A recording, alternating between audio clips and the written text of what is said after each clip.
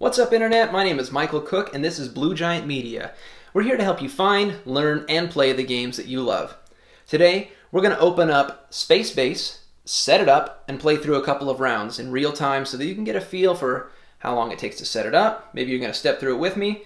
Maybe you want to see how the gameplay goes and get a feel for how fast it really is, how slow it really is, how strategic it is, what kind of moves there are, or just an understanding of the rules. Either way, we've got all that coming up, so let's jump right in. Alright, Space Base was made by John D. Clair, who also made Mystic Vale, which is one of my favorite games right now. So that has one benefit going for this game already. The other is that it takes the concept that I'm most familiar with from Machi Koro and I think improves on it a decent amount. So what I'm going to start doing here is give one of these boards to each player. So one for you, one for me. So I will set it up as if it was a two-player game. Mine will be just off screen to make a little bit more room on the table here.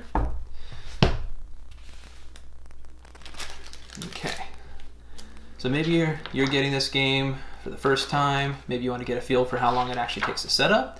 Maybe you're just getting this from a library and you want to know how to set it up so you can get going quickly. So I'm going to go through this in real time. So you give each player one of these boards. You can dump out these little cubes, get the dice out.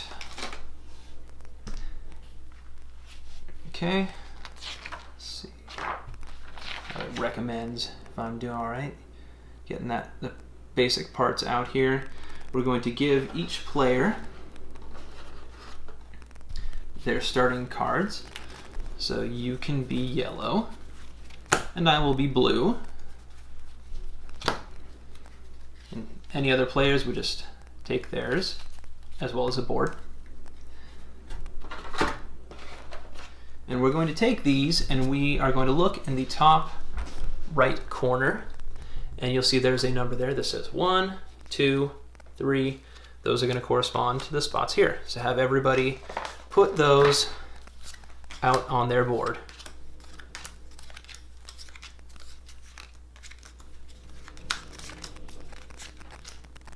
Okay. Then I'll do the same for mine over here.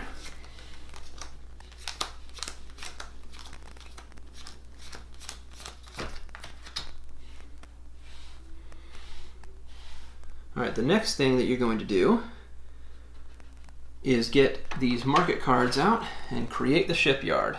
So take each of the 3 stacks and shuffle them up and pull 6. 1, 2, 3, 4, 5, 6 for each of them. I'll go ahead and put them here, lay them out. Get a little more space here.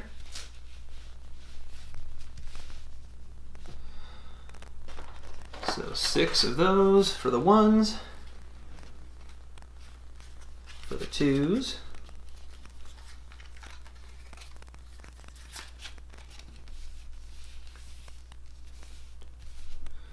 one, 2, 3, 4, 5, 6, and 6 3s. 1, 2, 3, 4, 5, 6.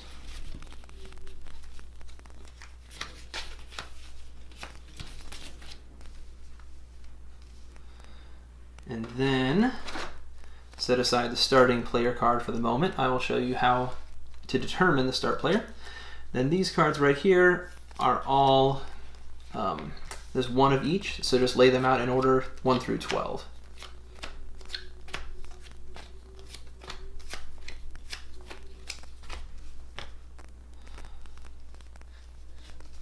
Okay, then the next thing you're going to do is give each player 1 random level 1 card. The rules state to do that. There's some other thoughts on the internet, on Board Game Geek, that talk about the possibility of giving players more than 1 and letting them choose, or maybe giving the players a little bit more starting money so that they can get more cards than just the 1 to jump start the game. But we're going to stick to the basic setup for now. you will give some of these different colored cubes. The blue goes on the bottom on the 0, the green goes in the middle row on the 0, and the yellow goes on the top row on the 5 to start with. And I'll do the same for myself. Now, you're going to take that starting card, and you're going to look at the cost in the upper left corner. You're going to pay that 1, 2, in this case, for this card, and the yellow is your money, and this has a 4 on it, so it is going to replace the card that is currently face up on your number 4 space. You're going to take the card that was there, you're going to flip it upside down and deploy it, so just the red portion of the card is showing above the top of the board. So what that's going to do for you is on each player's turn, they're going to be rolling the 2 dice. When it's your turn, you're going to be looking at the blue portions of the cards that are in your number 1 through 12 slots. But if it was my turn and I'm rolling the dice, you still want to look at what I roll, because if I roll this, I rolled a 4. So now is when you look at your cards that have been deployed. In this case, you have a number 4 here, so you would be able to still activate your number 4 and still get 1 money even on my turn.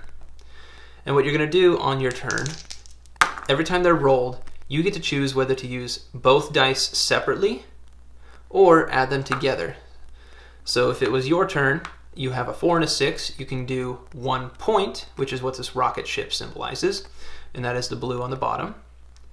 1 point for the 4 and 1 money for the 6, or you can add them together for 10 and get what this world looking icon is, which is 1 income, which limits the minimum amount of money you'll have for every turn, or increases it, doesn't limit it. Okay, so then what we do is we look and see what I have. So I have this card right here, which also costs 2, so I will take 2 down, and it has an 8 up here. So that means it's going to replace my 8, and because it is the higher of the numbers that has been replaced, that means that I will be the starting player, because whoever has the highest numbered starting card is going to be the start player, and then that start player is going to get, doesn't get any extra resources, but the second player is going to get 1 extra money, so you will have 1 extra money.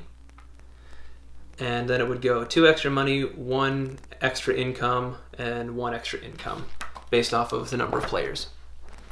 And now it's all set up, ready to go. So, since I'm a start player, I will roll my dice. I have a 5 and a 4, so I can choose to either get 1 money for the 5, 1 money for the 4, or add them together and make it a 9 and get 1 income. And I'm going to get the 1 income. You will still get 1 money because I rolled the 4, and your deployed card for the 4 will give you 1 money. Okay, so now I have 3 money at my disposal, so I can buy anything costing 3, which means I can buy anything on the top row except for these 2. So now's when you want to try and play odds. So if I were to buy this card right here, it replaces my 1, and that would make it so the 1 that I do have would make it so even when you roll a 1, I will get a money every time. Or I can do 7. 7 statistically is a number that is most often rolled with 2 dice when you add them together, but a 1 can happen twice in 1 turn, but the 7 might give a bigger benefit, so you're trying to play those odds. Let's see what I want to do. I think, let's see, how much do I have? I have 3. I'm going to take this one right here, which replaces my 3 for 3 money, and it's going to give me 2 money every time it rolls, and it's going to let me flip and deploy my number 3 so that I get 1 money every time you roll a 3. So whenever you spend any amount of money, you're going to move your income or your money to 0. No matter how much you spend, you're going to go to 0. and then when the turn is done, you move back up to whatever your income is. So in this case, my income is 1 on my board, so I'm going to jump down to 0, and then since my turn is over, then I will start next round with a minimum of 1. So as my income goes up, it helps my buying power. All right, so that is my turn. So real simple turns, you just roll the dice. In this case, you have a 6 and a 5, so you can either take 1 money and 1 money, or you can do like I did and get an income. I think that you should probably, I feel like early on in the game, you definitely want to get some income. So I don't think that's a bad idea at all. Take that 1 income, especially because you already have 5 money. Although, that is tricky because you could take the 2 money, 1, 2, and get a stronger card that could provide different benefits for you. This one, so you'll see some of these cards have these different cubes on them up above, or they are cubes and they are places to place these clear cubes. And what this says is once it has this little lock symbol in here, that means with 2 and 3 players, you have to hit the 7 3 times. And once it does, you can take all the cards in your 4 area, including the ones that are up here, and swap them with the 9s. So usually the 9s are more powerful, and the 4s get rolled more often. So that would allow you, especially kind of from mid-game onward, to take some of those cards that you might have built up in your 9 that are quite powerful, move them over to the 4. That way they can get hit twice in one turn. If you were to happen to roll 2 4s, you get to do what is in the 4 area 2 times. So that can be really useful, whereas if it's over in the 9, it's only possible to get hit once on a turn. So not only does it make it happen more often, it also makes it so it can be done twice in one turn. So that can be really powerful once it's actually come into play. So maybe you want to do that.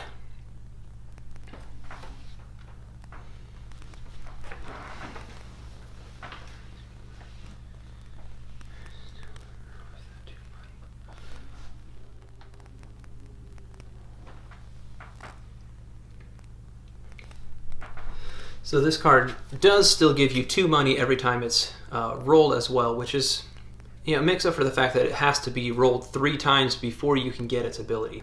You'll see some of these cards that, let's see, there aren't any out here right now, but some of them will have just a cube. That means every time it's rolled, you put a charge on there, and that charge can be activated on your turn if it's in blue. If it's, once it's flipped over and it's in red, it has to be activated. I'll have to double check that. Whether it's on your turn, your opponent's turn, or either. All right, so it just says that they can be charged on your turn if it's blue, and it can be charged on your opponent's turn if it's red, but they can be activated. These ones can be activated on either turn because they're green. If it's a blue power that you're activating, then it has to be activated on your turn. It just can be charged based off of which one it is. If it's blue, it's charged on your rolls. If it's red, it's going to be charged on your opponent's rolls. But if they did not have the little lock symbols between these, then that stores up a number of charges, and each individual one can be spent separately. So if there's just 1 there, you can spend it. If there's 3 there, you can spend 1, and then spend another, and then spend another. So it saves up the charges. So let's go ahead and see how that one works. Also, so we can see a little bit of difference between going for money versus going for income early on. All right. And for my turn, I rolled a 5 and a 3, so neither one of those numbers are going to help you.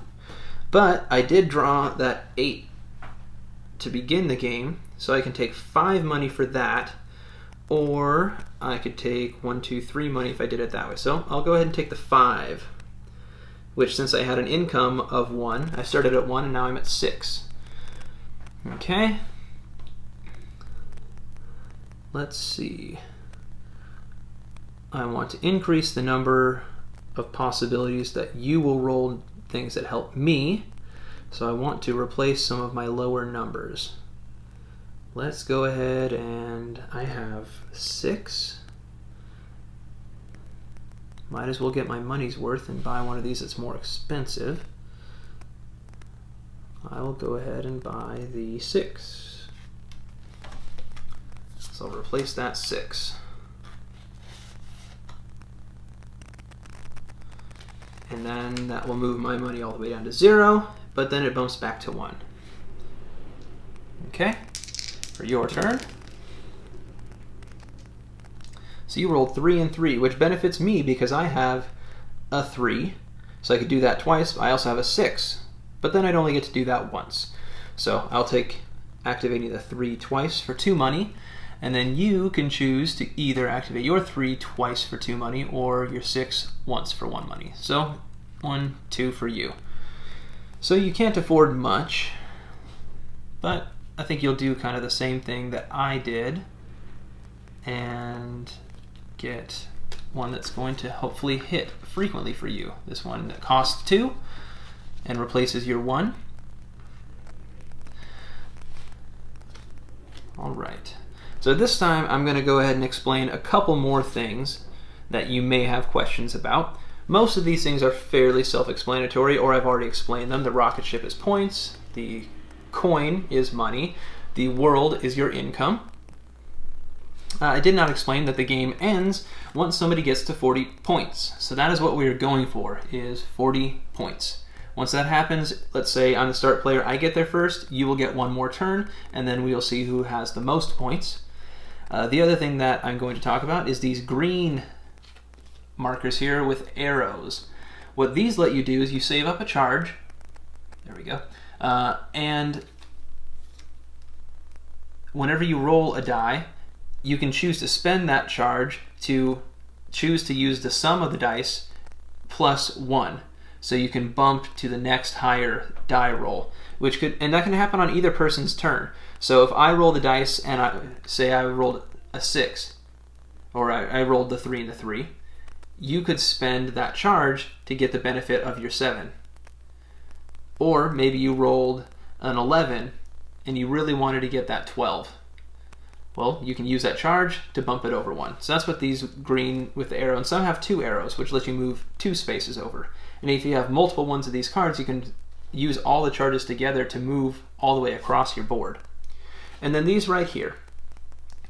These are points, but they, unlike this one, since they are not blue background, they don't get triggered every time you roll that number. So while this one replaces your 1, it's not going to give you 3 points every time a 1 is rolled. It is going to replace your 1 and lock it shut for the rest of the game. It's going to immediately give you 3 points, but you can no longer buy anything that has a 1 for the rest of the game. So you're stuck with what's up here, and anytime a 1 is rolled, you get nothing. But at least by you. You'll still get what your opponent rolls. You'll still get these bonuses. But it's locked in place, so you can't get a benefit for it anymore. And they get worth progressively more points and progressively more expensive and taking up a progressively higher number spot on your board. Okay, so that is your turn. Let's move you back down to 0 points. Don't want to give you too much of a benefit there. And let's play just a couple more rounds here, so you can get a little bit more feel for how some of these things may benefit.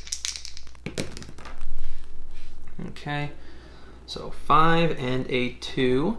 So that counts as a 7 for you, which you like. I can charge my number 5 that has an arrow on it for later. And then my 2 will give me 1 coin. And I have 4 money. I'm going to kind of stack up on some of these and see how that goes. Just get a chance to place a couple different strategies here. So on my side, I'm playing for some of these cards to try and push up to a higher number of rolls faster, and I'm focusing on income to try and make it my buying power higher every turn. Maybe over here I'm going to focus on just trying to get big money and get points, especially buying points. So maybe that's what I'm going to go for over there. Alright, so reduce my money to 0, bump it back up to my current income, which is 1. 6 and 2. Well, I like that over here on my board because it gives me 2 money for the adding them together to be 8. On your board, you can get 6 and 2, or 8, which is 3. So maybe we'll do that. 1, 2, 3. So that gives you 5 money this round. Let's see. And unfortunately, you can only buy 1 card per turn. But it's to keep you from being able to just get a whole bunch of money and then buy maybe 5 or 6 of these at once. And even then, buying 5 or 6 of these is actually much more powerful than buying 1 of these, because you're going to be able to make it so whenever your opponent rolls anything, you get a lot of benefits. So it's just too strong. All right, so we have 5 money. Let's see. Let's try and replace one of these higher value ones. Get some big money. All right. 2s. Well, you have a 4. You should have spent all your money, and that gives you 1 more.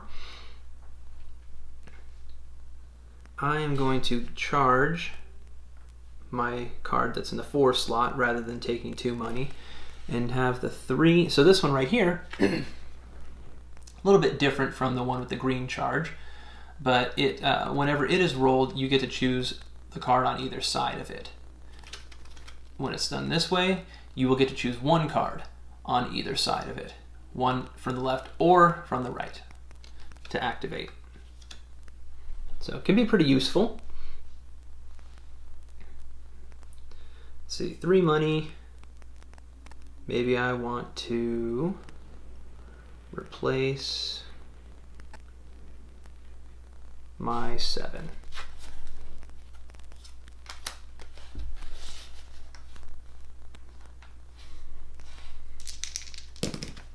So for your turn, you've got an 8, which helps me over here again. You have an 8, which would give you 3. So 1, 2, 3. So you've got 4.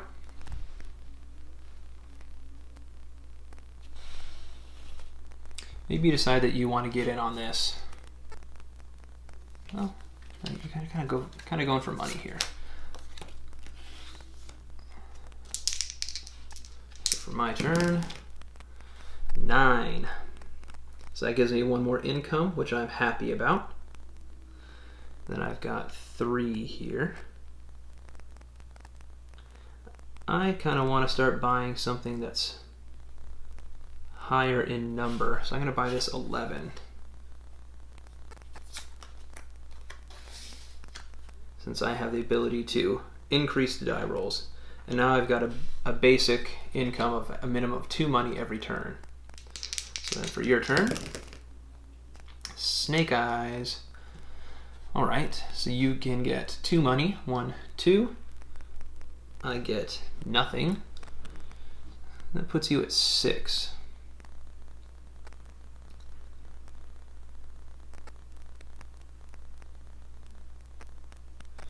Maybe we want to take this here to give us a chance to keep hitting charges on this one.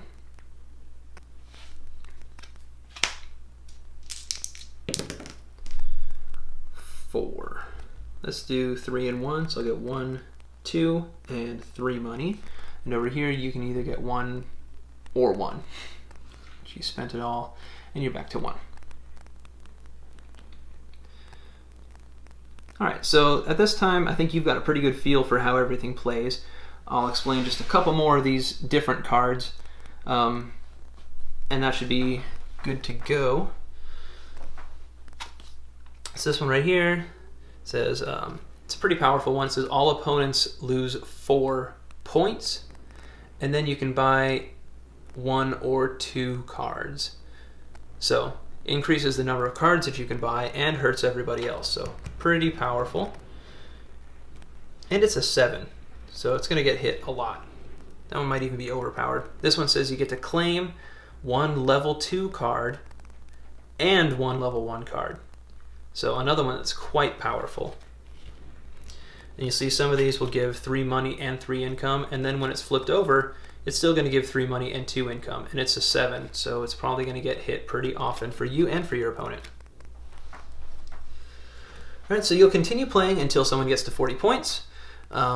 Income, I think it's underrated. I don't know the best strategy for this game. I've only played it a few times, but I would say early on especially get some income. I also do recommend playing with some kind of a variant where you start with more cards. Whether it is start with 15 money and deal out 5 level 1 cards to start. Let players choose to buy as many as they want. That way there's more cards out, so there's more income. Another thing that some people have said on Board Game Geek is in between each player's turn, roll the dice again, and just let people collect for what is in their red side, their deployed cards. Just again to increase the income, the amount of money you're getting. Because as you can see, we are, what, 1, 2, 3, 4, 5, at least 5 turns into the game, and we're still just up here, just in level 1 area. So that kind of helps you bump to level 2, some of the higher value cards, a little bit faster to try either one or both of those types of things. Another thing, if you don't want to go that far, just take 5, deal people 3 of them, let them choose 1 of their choice to start the game with. Might give people just a little bit more control, let you play the odds a little bit more. Now you should have a pretty good idea of how to set up and how to play through John D. Clair's Space Base, published by AEG. If you want to see any other videos, review of this game, videos of other games, please look for those links in the description section below. And if you want to buy Space Base or any other great games, please check for a link there to macronovagames.com. If you're looking for videos that we haven't made yet, let me know in the comments section below. And if you're looking for games that aren't on macronovagames.com yet, please let them know through their website. Until next time, I want to thank you very much for watching. Please like, share, and subscribe if you like what you see, and have a wonderful day.